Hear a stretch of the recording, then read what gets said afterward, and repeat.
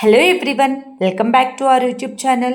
Last పార్ట్లో కారాగారంలో ఉన్న ఒక వ్యక్తి శివదేవయ్యతో శివదేవయ్య పుట్టబోయేది ఆడపిల్లే అని అంటుంది. ఆ తర్వాత ఏం జరిగిందో ఇప్పుడు తెలుసుకుందాం. ఆ తర్వాత మహారాణి సోముల్లాదేవి అష్టమినాటి పూజ కోసం మహారాజును ఊహించుకుంటూ మహారాజు కోసం ఎదురుచూస్తూ సిద్ధమవుతూ ఉంటుంది. అదే సమయంలో మహారాజు కూడా మహారాణిని తలుచుకుంటూ రాజ్యానికి బయలుదేరుతాడు. ఆ తర్వాత మహారాజు అయిన గణపతి దేవుడు విజయోత్సాహంతో రాజ్యంలోకి అడుగుపెడతాడు. అందరూ గణపతి దేవునికి జయ నినాదాలు చేస్తూ ఉంటారు. కులగురువైన శివదేవయ్య మహారాజుకు వీరతిలకం దిద్దుతారు. అదే సమయంలో తిరుమలదేవి మహారాణి దగ్గరికి వెళ్ళి, అక్క, ఈరోజు నిన్ను చూడడానికి నా 2 కళ్ళు సరిపోవడం లేదనుకో. ఈరోజు నువ్వు కాకతీయ సామ్రాజ్యానికి మహారాణిలాగా కనిపిస్తున్నావు. సరే అక్క, త్వరగా రండి, మేం మీకోసం ఎదురు చూస్తూ ఉంటాము అని పక్కకు వెళ్ళి, నువ్వు ఎంత తయారైనా సరే నిన్ను చూసేది ఈ ఒక్కరోజే అక్క అని చెప్పి అక్కడి నుంచి వెళ్ళిపోతుంది. అప్పుడే సుమతి బయటకు వెళ్తూ ఉండగా సుమతికి కారాగారం నుంచి ఎవరో సుమతి నా దగ్గరకు రా అని పిలుస్తున్నట్లుగా వినిపిస్తుంది. కానీ సుమతికి మాత్రం ఎవరు పిలుస్తున్నారో అర్థం కాక అటు ఇటు చూస్తూ ఉంటుంది. సుమతి శబ్దాన్ని గమనించి కారాగారం వైపు వెళ్ళబోతూ ఉండగా అక్కడ ఉన్న సైనికుడు, క్షమించండమ్మా, ఇక్కడికి ఎవరికీ ప్రవేశం లేదు అని అంటారు. వెంటనే సుమతి, అయ్యో రామ్మా, మీకు వినిపించడం లేదా?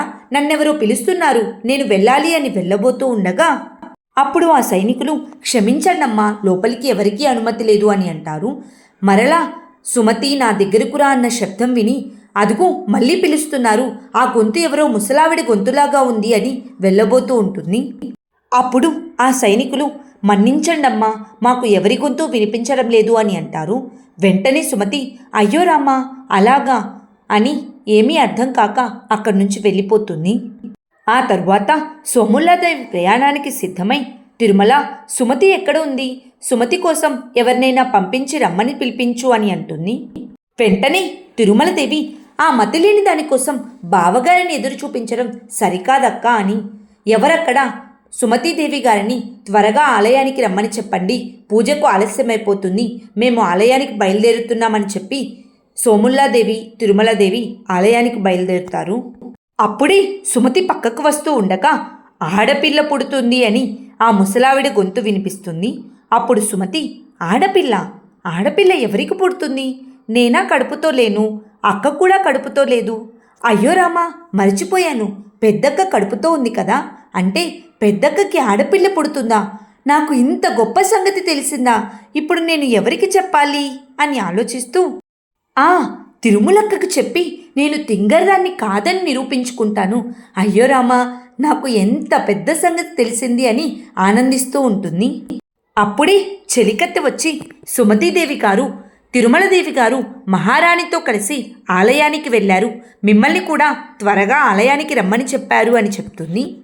వెంటనే సుమతి, ఆలయానికి నేను రాకుండానే వెళ్ళిపోయారా?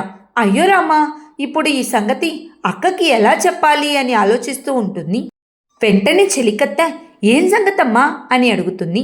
అప్పుడు సుమతి, నీకెందుకు, నువ్వెళ్ళు అని చెలికత్తను అక్కడి నుంచి పంపించేస్తుంది. అప్పుడు సుమతి, అయ్యో రామా, ఎవ్వరూ అర్థం చేసుకోరు, వాళ్ళకి తెలియంది నాకు తెలిసింది ఒక రహస్యం ఉందని, అది వారికి ఎలా చెప్పాలి అని మళ్ళీ ఆలోచిస్తూ ఉంటుంది.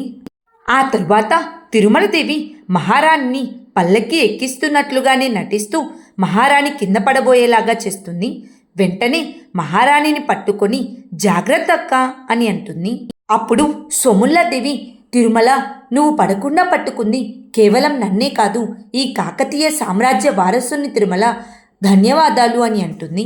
ఆ తరువాత ఆలయం దగ్గర రాజగురువులు ప్రజలందరితో, గణపతి దేవుల వారు మన కాకతీయ వీర సైనికులతో కలిసి సింహాపురి రాజ్యాన్ని హస్తగతం చేసుకున్నారు అని చెప్తాడు.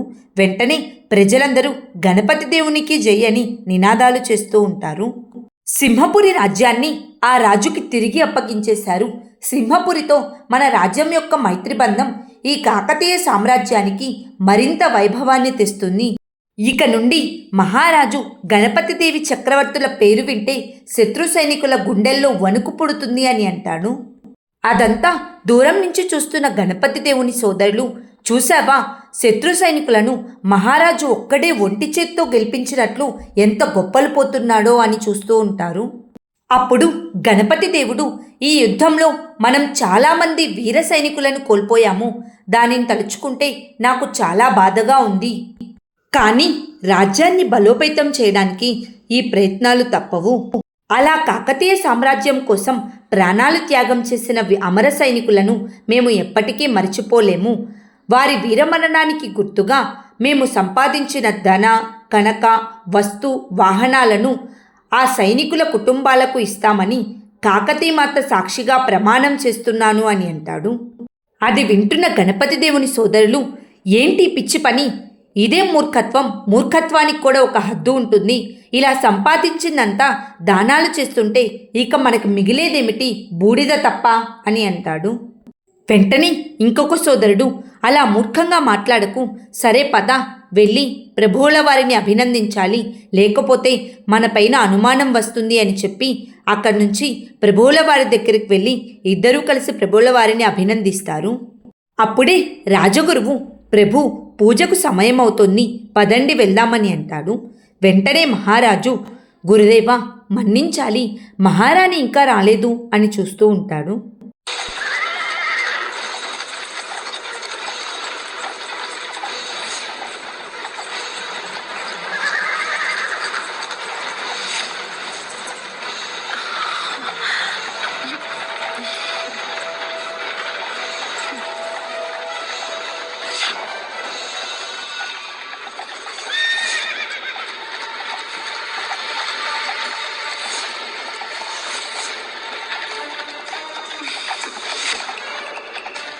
మహారాణి రథం పైన వెళ్తున్న సమయంలో ఎవరో గుర్తు తెలియని ఇద్దరు వ్యక్తులు వచ్చి మహారాణి రథసారథిని ఇంకా సైనికులందరినీ కింద పడవేస్తారు.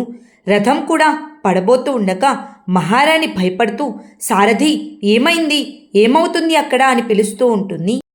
వెంటనే తిరుమలదేవి, భయపడకక్క, నేనుండగా నీకు ఎటువంటి ఆపద రానివ్వను, నువ్వేం భయపడద్దు, నేను వెళ్ళి చూసొస్తానని కిందకు వెళ్తుంది. క్రిందకు వెళ్ళిన తిరుమలదేవి అట్నుంచి అట్టే వెళ్ళిపోతుంది. తిరుమలదేవి ఎంతసేపటికి రాకపోవడంతో మహారాణి భయపడుతూ, తిరుమలకేమైనా జరిగి ఉంటుందా, అమ్మ కాకతీమాత, నువ్వే నా చిన్ని తండ్రిని కాపాడాలి అని భయపడుతూనే రథం దిగి చూడగా కింద సైనికులంతా చనిపోయి ఉంటారు. మహారాణి వారిని చూసి భయపడుతూ చిన్నగా రథాన్ని దిగి అక్కడి నుంచి నడుస్తూ ఉంటారు. అదే సమయంలో రాజగురువులు, ఎత్ర నార్యస్తు పూజ్యంతే రమంతే తత్ర దేవత అనే గీతవాక్యాన్ని అనుకరిస్తూ తల్లి కాబోతున్న మహారాణి వారి కోసం ఎదురు చూస్తున్న ప్రభువులకు స్త్రీజాతి పట్ల ఉన్న వినయ విధేయతలను చాటుతుంది. కానీ ముహూర్త సమయం దాటకముందే పూజని ప్రారంభించాలి ప్రభు అని అంటాడు. వెంటనే మహారాజు, ఆచార్య, మహారాణి వారు నా అర్ధభాగం, వారు లేకుండా అమ్మ పూజ ఎలా పూర్తవుతుంది అని అంటాడు. అదే సమయంలో మహారాణి తిరుమలదేవిని పిలుస్తూ అడవంతా తిరుగుతూ ఉంటుంది. అప్పుడే కొంతమంది దుండగులు మహారాణి వారిని చుట్టుముడతారు. వారిని చూసి మహారాణి భయపడుతూ, మీకసలు జాలి కూడా లేదా, ఒంటరి ఆడదాన్ని, అందులోనూ నిండు గర్భవతిని మీరిలా చేయడానికి మీకు సిగ్గుగా లేదా, మీకు కావలసిన నగలు బంగారాన్ని ఇప్పుడే ఇస్తాను, వీటిని తీసుకొని నన్ను వదిలేయండి అని బ్రతిమిలాడుతుంది. అయినా సరే వారు వినకుండా మహారాణిపై దాడి చేస్తారు. అదే సమయంలో రాజగురువు, ముహూర్తం దాటకముందే పూజను ప్రారంభిస్తే మంచిది ప్రభు అని అంటారు. వెంటనే మహారాజు కూడా దానికి అంగీకరించి పూజను ప్రారంభిస్తాడు.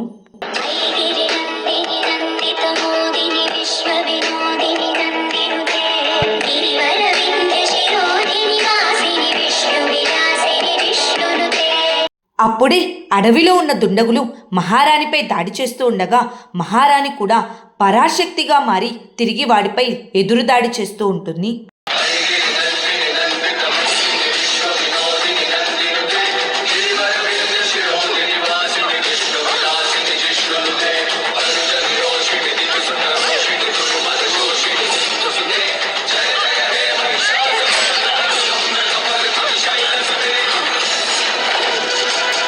అప్పుడు మహారాణి కోపంతో, ఒక స్త్రీయే కదా ఏం చేయగలదు అనుకుంటున్నారా? ఒక ఆడదానిగా నేను అబలను కావచ్చు, కానీ ఒక తల్లిగా నేను పరాశక్తిని. నన్ను నా బిడ్డను ఎలా రక్షించుకోవాలో నాకు బాగా తెలుసు అని వారి నుంచి తప్పించుకోవడానికి ప్రయత్నిస్తూ ఉంటుంది. అప్పుడే మహారాజు కాకతీమాత పూజను పూర్తి చేసుకొని మహారాణి కోసం ఎదురు చూస్తూ ఉంటారు.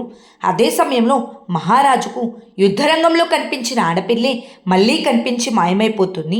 అప్పుడు మహారాజు కాకతీమాతను తలుచుకుంటూ, అమ్మ కాకతీమాత, యుద్ధరంగంలో కనిపించిన ఆడపిల్లే మళ్ళీ ఇక్కడ కూడా కనిపిస్తూ ఉంది. దీనివలన నువ్వు నాకు ఏ ప్రమాదాన్ని సూచించడం లేదు కదా అని అంటాడు. అదే సమయంలో అడవిలో ఉన్న దుండగుల నుంచి మహారాణి తప్పించుకుంటూ పరిగెత్తలేక కింద పడిపోయి, అమ్మ కాకతీమాత, నాలో ఉన్న ఓపికంతా నశించిపోతుంది, నేను నిలబడలేకపోతున్నాను, ఇక నువ్వే నన్ను కాపాడాలి అని ప్రార్థిస్తూ ఏడుస్తూ ఉండిపోతుంది. అప్పుడే తిరుమలదేవి అక్కడి నుంచి తప్పించుకొని వచ్చినట్లు నటిస్తూ, ప్రభు, వారు అక్కని అడ్డగించారు ప్రభు అని అంటుంది. వెంటనే మహారాజు కంగారు పడిపోతూ, ఎవరు, ఎక్కడ అడ్డగించారు చెప్పు అని అడుగుతారు. అప్పుడు తిరుమలదేవి తనకేం తెలియదన్నట్లు నటిస్తూ అడవిలో జరిగిన దాన్ని తనకు అనుకూలంగా మార్చుకొని తనకు కూడా గాయమైనట్లుగా చూపిస్తుంది. అదే సమయంలో మహారాణి తన ఒంట్లో శక్తి లేకపోయినా సరే ఆ దుండగులతో పోరాడుతూనే పక్కనే ఉన్న రాయి మీద పడి కింద పడిపోతూ, అమ్మ కాకతీమాత, నువ్వే కాపాడాలి అని కళ్ళు తిరిగి పడిపోతుంది.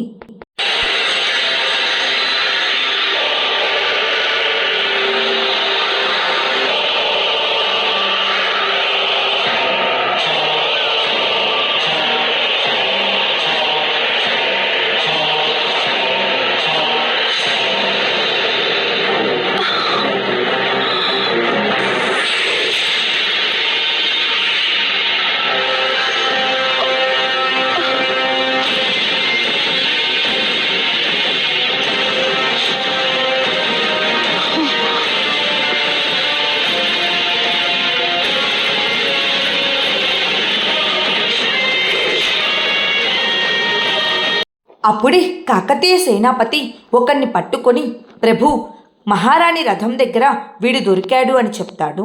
అప్పుడు మహారాజు, ఎక్కడ్రా మహారాణి అని అడుగుతాడు. వెంటనే వాడు ఏమీ మాట్లాడకుండా పెద్ద పెద్దగా నవ్వుతూ ఉంటాడు. వాడిని చూసిన రాజగురువు, వాడి నాలుక తొలగించబడింది అని అంటాడు. వెంటనే వాడు పక్కనే ఉన్న సైనికుల దగ్గర కత్తిని తీసుకుని తనను తానే పొడుచుకొని చనిపోతాడు. ఆ తరువాత ఏం జరిగిందో నెక్స్ట్ పార్ట్లో తెలుసుకుందాం. Please like, share and subscribe to our YouTube channel. Thank you.